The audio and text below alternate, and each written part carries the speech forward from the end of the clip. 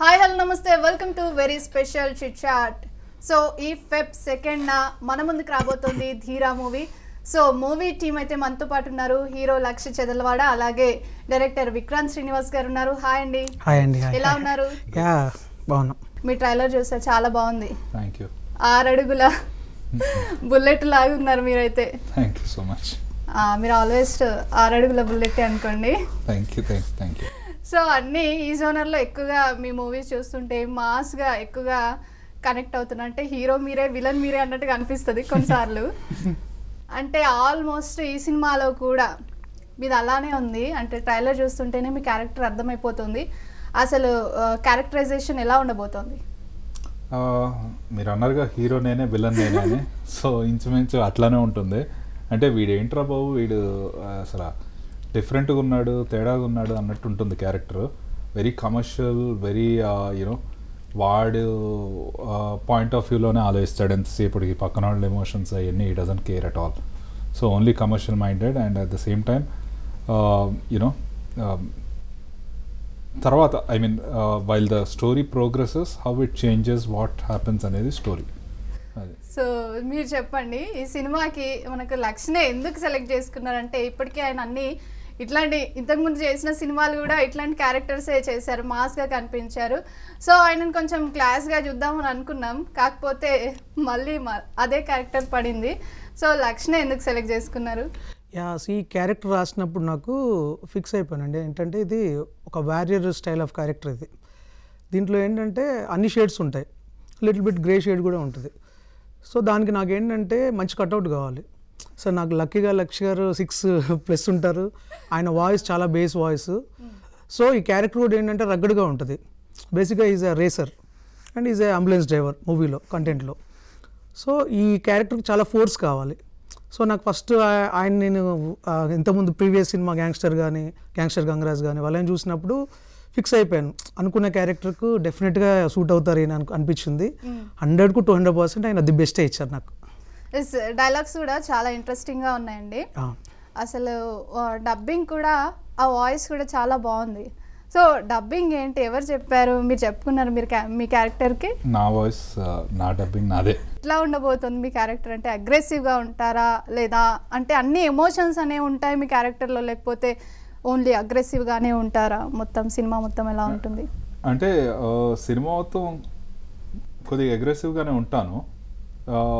Basically ఒక యాటిట్యూడ్తో carry అవుతుంది క్యారెక్టర్ అంతా. So as I told you, ఏ పని ఫ్రీగా చేయడు. సో దేనికైనా ఆఖరికి మాట్లాడాలన్నా సరే మీరు నాకేమన్నా ఇచ్చి మాట్లాడాలి. సో ఎట్లా రాశారండి, ఏంటి ఇంత డిఫరెంట్ క్యారెక్టర్ అసలు? ఆయన basically writer. So now he's turning a director.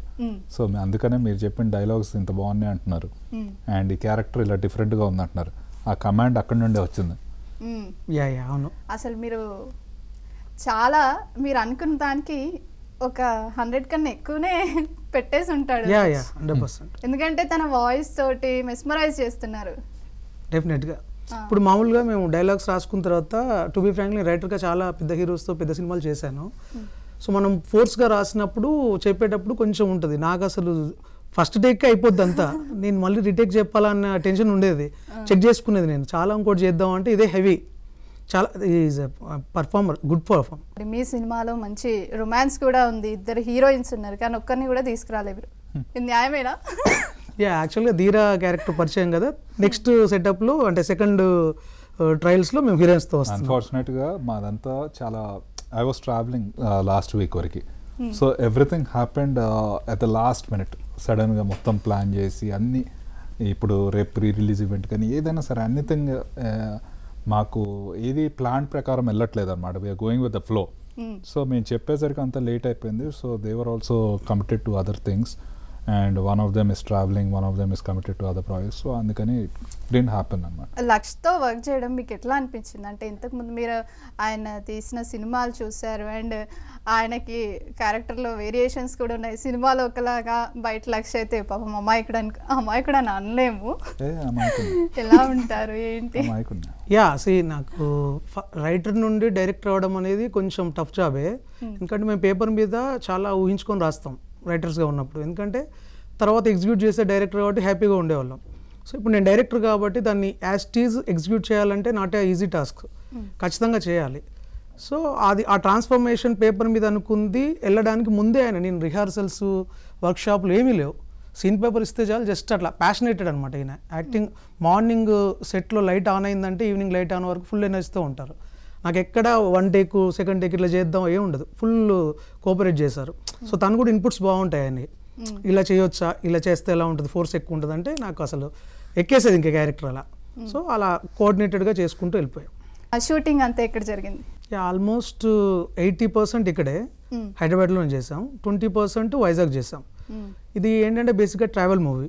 So 1 place to 1 place travel అవుతూ బ్యాక్డ్రాప్ అంబులెన్స్ బ్యాక్డ్రాప్, ఎక్కువ అంతా అవుట్స్కర్ట్స్ హైవే రోడ్ మీద, roads because it's a road journey film.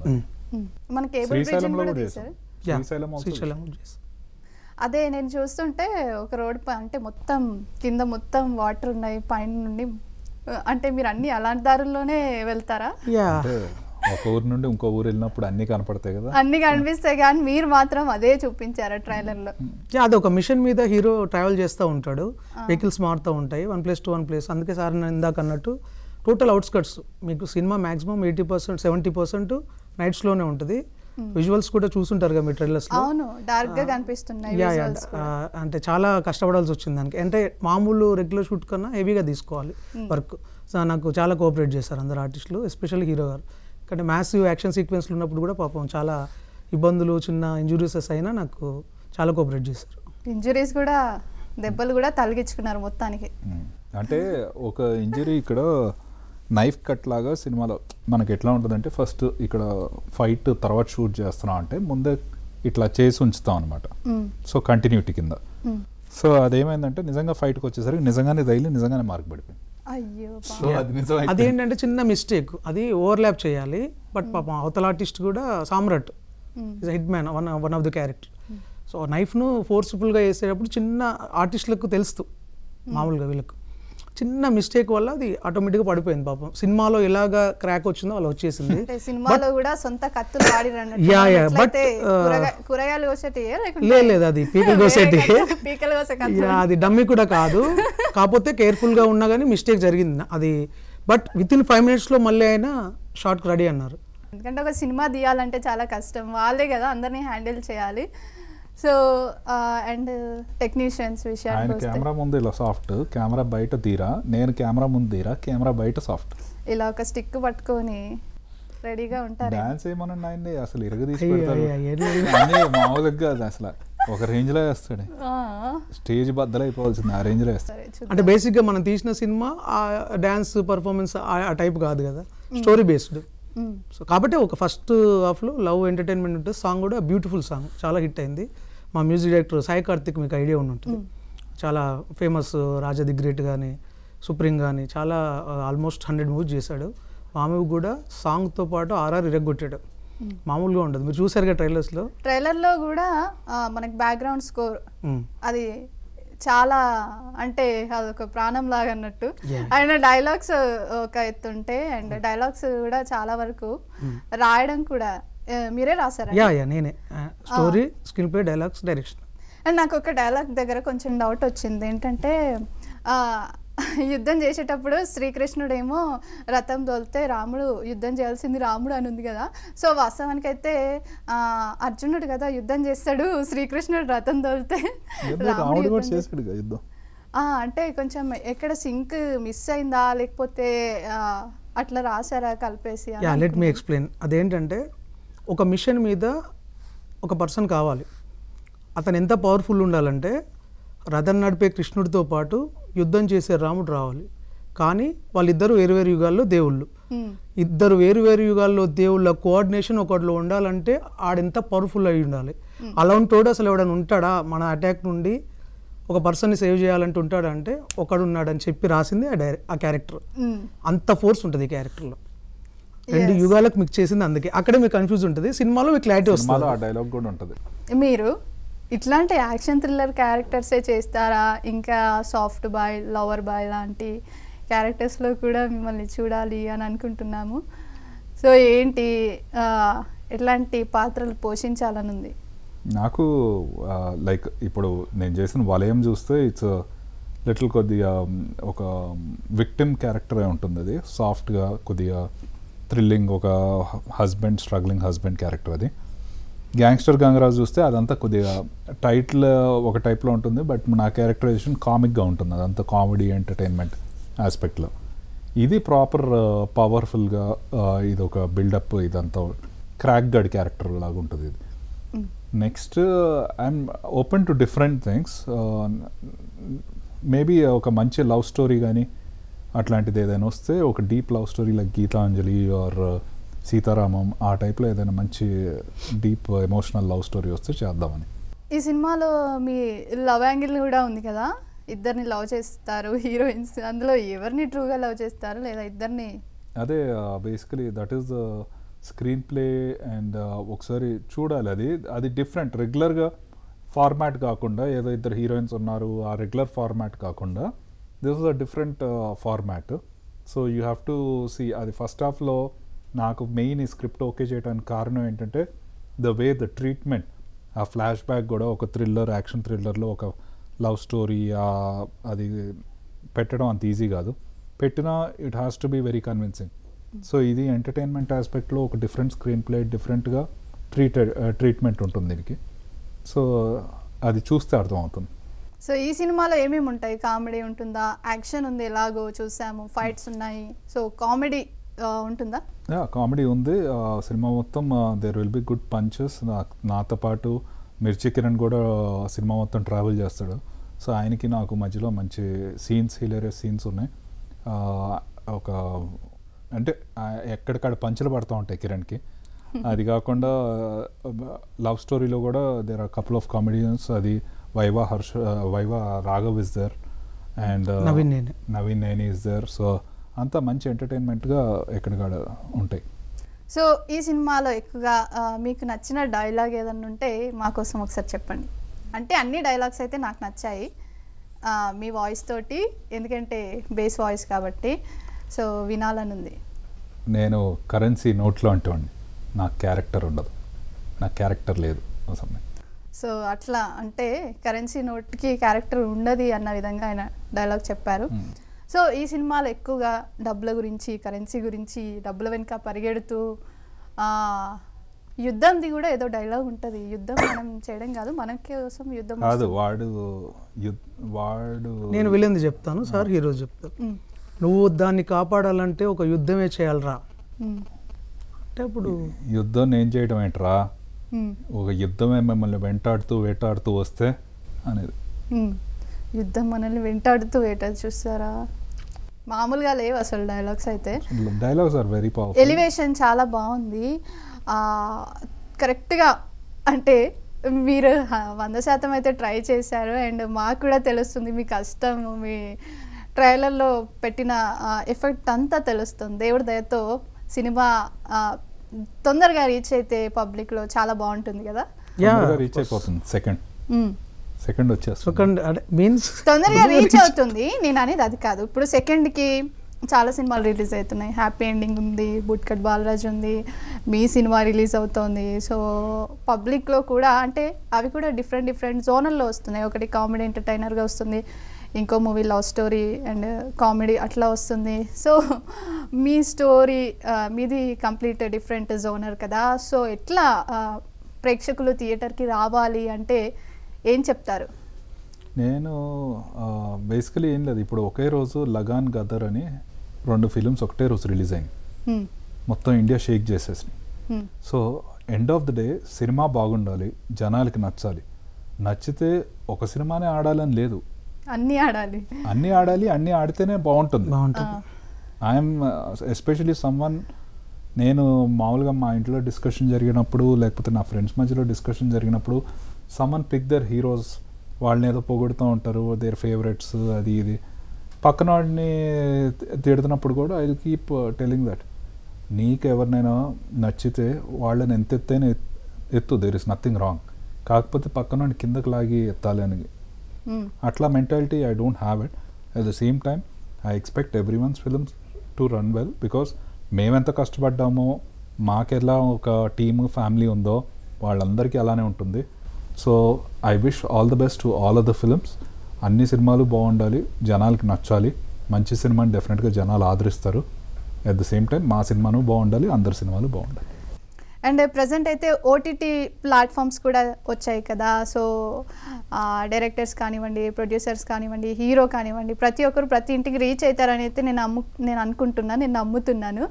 ఎందుకంటే మనం ఇంట్లో ఉంటే సినిమా థియేటర్కి వెళ్ళలేని వాళ్ళు ఇంట్లో కూడా చూస్తారు కదా. సో ఓటీటీ పైన మీ అభిప్రాయం ఏంటి? యా, డెఫినెట్గా మంచి ఒపీనియన్ ఉంది ఓటీటీ మీద. ఎందుకంటే ఎవ్వరు చాలామంది థియేటర్కి వెళ్ళి రీచ్ అయ్యి చూడలేని వాళ్ళు కూడా ఇప్పుడు చూస్తున్నారు. బట్ దీంట్లో ఇంకొక ట్విస్ట్ ఏంటంటే ఇప్పుడు ఎవ్వరు మ్యాక్సిమం ఓటీటీ ప్రిఫర్ చేయట్లేదు. ఫస్ట్ సినిమా బాగుందంటే 2 days వెయిట్ చేసి అయినా థియేటర్లోనే చూస్తున్నారు. థియేటర్ ఎక్స్పీరియన్స్ని ఎంజాయ్ చేయడానికి everybody they are willing to watch in watch movies in theatres only. So అట్లా ఆ తర్వాత ఇన్ కేస్ ఏదైనా సిచ్యువేషన్లో మిస్ అయితే ఓటీటీలో చూస్తున్నారు. బట్ ఓటీటీ వల్ల హెల్ప్ అవుతుంది. బట్ జనాలు మాత్రం ఓటీటీ వచ్చాక చూద్దామని అట్లా బాగుంటే ఇమీడియట్గా చూస్తున్నారు. So theatre is always best. Yes. And మీ సినిమాకి అంటే ఎక్కువగా ఫైట్స్ ఉన్నాయి, యాక్షన్, థ్రిల్లర్ కాబట్టి థియేటర్ ఎక్స్పీరియన్స్ ఏ విధంగా ఉంటుందంటారు? అంటే మీరు చూసినప్పుడు మొత్తం సినిమా అయిపోయాక అన్నీ అయిపోయాక ఫస్ట్ మీరు చూస్తారు కదా, మీరు చూసిన తర్వాత మీకు ఎలాంటి ఎక్స్పీరియన్స్ అయింది? అండ్ ఒక థియేటర్లో చూస్తే ఆడియన్స్ ఎట్లా ఫీల్ అవుతారని మీరు నమ్ముతున్నారు? అంటే బేసికలీ మాకు ఈ స్క్రిప్ట్ ఓకే అయ్యి మేమంతా పనిచేసి మేము ఎడిటింగ్ రషెస్ చూసుకొని ఎడిట్ సూట్లో కూర్చొని అంతే కనీసం ఒక 500 సార్లు చూసుంటాం ఈ సినిమా. సో అంత అంటే ఎవ్రీ బిట్ టు బిట్ మొత్తం కలిపి రషెస్ పాయింట్ ఆఫ్ వ్యూలో అన్నీ. సో మాకు ఓవరాల్గా ఫ్రాంక్గా చెప్పాలంటే మాకు జడ్జ్మెంట్ ఎగిరిపోతుంది. We don't know how the film is or whatever it is. కాకపోతే మాకున్న ఒకే ఒక కాన్ఫిడెన్స్ ఏంటంటే మేము రీసెంట్గా ఫస్ట్ కాపీ వస్తే మళ్ళీ చూసాం. మళ్ళీ చూసినప్పుడు కూడా మాకు మొత్తం తెలిసినా సరే that suspense factor was there. And మాకు ఎండింగ్ వరకు మాకు ఎక్కడ బోర్ కానీ ల్యాగ్ కానీ అనిపించలేదు. That interesting. మెయిన్ థింగ్ ఏంటంటే this film is very crisp run time అనమాట. 1 hour 58 minutes అంతే. 1 hour 58 minutes అండ్ షార్ప్గా వెళ్ళిపోతుంది అనమాట. సో ఎక్కడ బోర్ కానీ that itself is a big achievement. So మాకే ఇలా అనిపించింది అంటే ఇన్నిసార్లు చూసిన వాళ్ళకి ఫ్రెష్గా చూసే ఆడియన్కి ఇంకా ఎట్లా అనిపిస్తుంది అనే కాన్ఫిడెన్స్ మాకుంది. ఎస్. అండ్ మొత్తం డ్యూరేషన్ ఎంతసేపు ఉంటుంది సినిమాది? 118 minutes. సో ఇప్పుడు అంటే ప్రతి సినిమా 2.5 hours పైనే ఉంటుంది కదా. సో మీరు తక్కువ డ్యూరేషన్లో తీసినట్టున్నారు. సో అంటే ఒకటే అండి, డ్యూరేషన్ అనేది మ్యాటర్ కాదు ఏ సినిమా అని. ఇప్పుడు అనిమల్ చూసారు, 3 hours 50 minutes కట్ ఉంది.